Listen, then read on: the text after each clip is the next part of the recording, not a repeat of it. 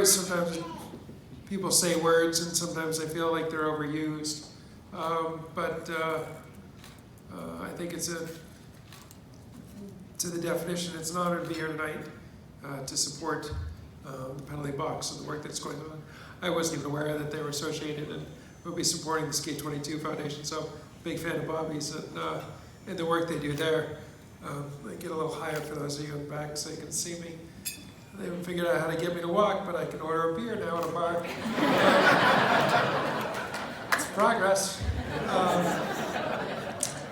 I think a lot of us, we have similar stories. I was born up in Maine. When I was first born, my daddy managed a local ice arena, Kennebec Ice Arena, right outside of Augusta.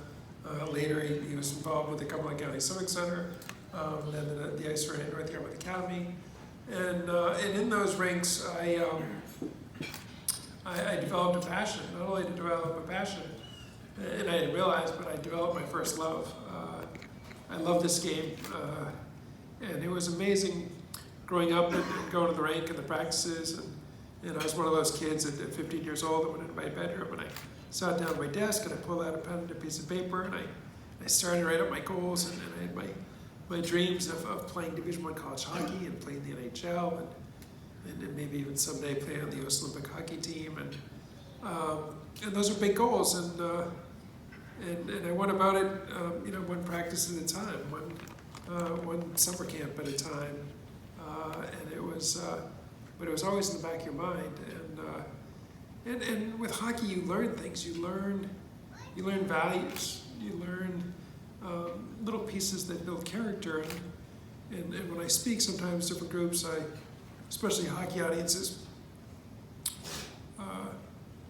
especially summer camps and whatnot, and kids always ask, what's it take to get to the Division I level? What's it take to get to the pros?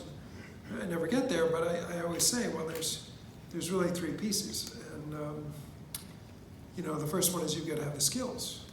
And the skills, it's the Olympic motto. It's higher, faster, stronger. And that's what was always going through my mind. How do I skate a little faster? How do I snap the puck off a little quicker? How do I develop those skills? And as you climb the ranks, it's devotion, it's the time, it's the energy, it's the coaching, and that's what starts to separate people. And then there's the other piece, which is the character, and the character, whether it's before you leave the locker room that you clean it up, it's how you treat the referees, it's how you treat your opposition, and all these little pieces, and then there's the ultimate piece, which to me with sports and team sports especially, there's a piece of accountability. Did you pack up your hockey bag? Do you have all the both skates in the bag when you got to the rink?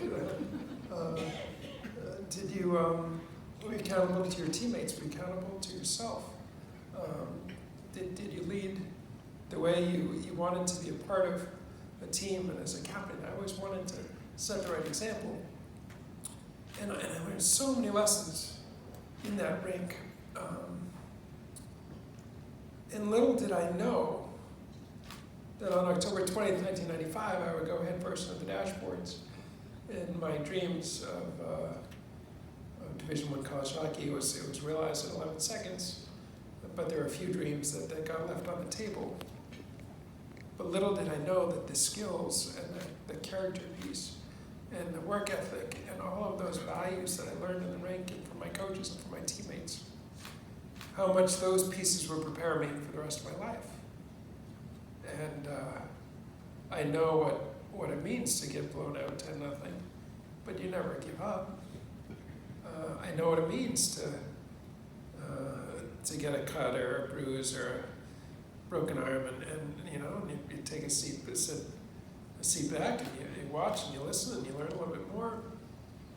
And I know probably more than anything as witness here tonight that there's a family to this sport, and there's a family that the bonds that are built in the locker room that are magical.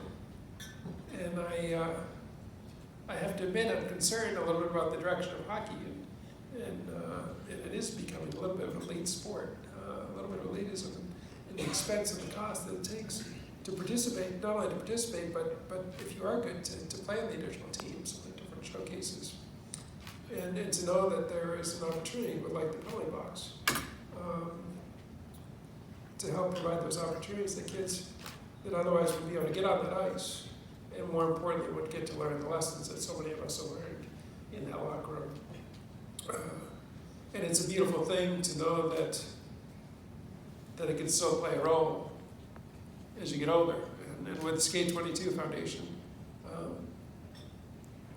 it literally saves lives. So I just think to be here tonight, to recognize, to celebrate this family that we're all a part of, and those that get to realize that I saw Barry Peterson here, some get to the NHL and they live the dream. Some, the game, it just gives us the skills we need so when we have to face some adversity that we certainly never imagined. And for it to provide an outlet for those that desperately need to get out of their basements and their bedrooms and to be a part of a community that loves them. Because as I said, I love this sport. I miss it, I'm brokenhearted, but I'm still a part of this family, whether I'm in this wheelchair or not, and I'm grateful for that. So again, to Drew, to everybody that made this event possible, to everybody that gets to be a part of this family, we're fortunate, and it's great to have an opportunity to use this sport as a way to give back to a much greater cause than playing on another all-star team. So thanks so much. And,